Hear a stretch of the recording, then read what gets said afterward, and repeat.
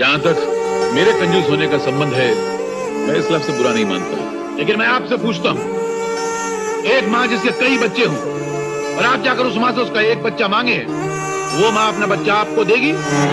कभी नहीं देगी। इसी तरह मैं भी अपनी मेहनत से कमाए हुए अपने एक एक पैसे को अपनी औलाद समझता हूँ। अगर वो माँ अपना बच्चा नहीं देगी तो मैं भी अपना बच्चा आपको मुफ्त में नहीं दूंगा। अगर वो माँ कंजूस है तो मैं भी कंजूस हूँ और मुझे अपने कंजूस होने पर फख्र है। शर्मिंदगी नहीं, इंसाफ मांगने के लिए कोई एमएलए सिल्क का धोती कुर्ता पहनकर यहाँ से यहाँ तक शॉल लटका कर आएगा तो क्या आप उसके सामने नाचने लग जाएंगे? आपको पगार क्या एमएलए देता है? हम जो इनकम टैक्स भरते हैं ना, उससे आपको पगार मिलती है। और मिस्टर धर्म, क्या मैं पूछ सकता हूं मुझे यहाँ क्यों लाया गया? और मेरे कमीज, ये मेरा खून पसीने की गाड़ी कमाई से लाई हुई कमीज, ये फट कैसी गई, इस पर गौर किया आपने? और मेरा खून जो 55 साल तक मैंने कतरा कतरा करके अपने शरीर में इकट्ठा किया, ये एक दिन में बह कैसे गया? इसकी जांच करवाई आपने? नहीं करवाई ना? बेटा, जिंदगी के तजुर्बे को हमेशा याद रखना कि जो लोग लालच की कश्ती में सफर करते हैं, अपनों के लिए गैब हो जाते हैं, एक दिन वो लोग खुद पैरों के हाथ से डूब जाया करते हैं। और अब हम लोग ऐसे लालची लोगों को, हमारा घर बर्बाद करने वालों को शराफत की जबान से नहीं, जूतों की जबान से सबक सिखाएंगे बेटा, जूतों की जबान से सबक सिखाएंगे। हाँ जी, इसीलिए निकाला है स्कूल से। इस देश में पढ़ाई लिखाई करने वालों को मिलता क्या है? सारी जिंदगी माँ बाप की दौलत और मेहनत को बर्बाद करके लड़के डिग्री हासिल करते हैं, उसके बाद नौकरी के लिए ठोकरें खाते फिरते हैं। आधी जिंदगी पढ़ाई में गुजर जाती है, आधी जिंदगी ठोकरें खाने में गुजर जाती है। तो क्या फायदा ऐसा पढ़ाई हासिल करके?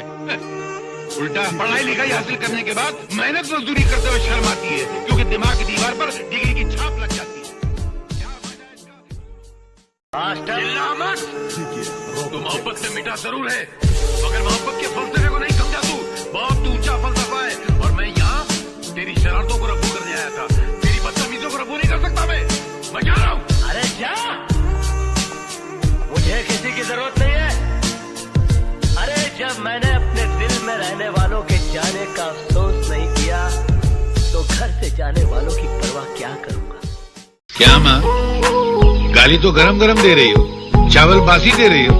ऐसा चावल चूहे नहीं खाते, तुम मेरे खिला रही हो। अरे चाचा, तू कहीं का महाराजा नहीं, भिखारी है भिखारी। तो क्या हुआ? इस संसार को चलाने के लिए राजा और भिखारी दोनों जरूरी हैं। राजा टैक्स लेता है तो भिखारी भीख लेता है। राजा महल में राज करता है तो भिखारी तुम्हारे दरवाजे पे आके फरियाद करता है। राजा इंसाफ करता है तो भिखारी बासी खाना साफ करता है। तुम्हारे दरवाजे पे आके अगर मैं भीख मांगता हूँ ना तो तुम मेरे पे एहसान नहीं करती हो, मैं एहसान करता हूँ। जाता हूँ सर, जाता हूँ।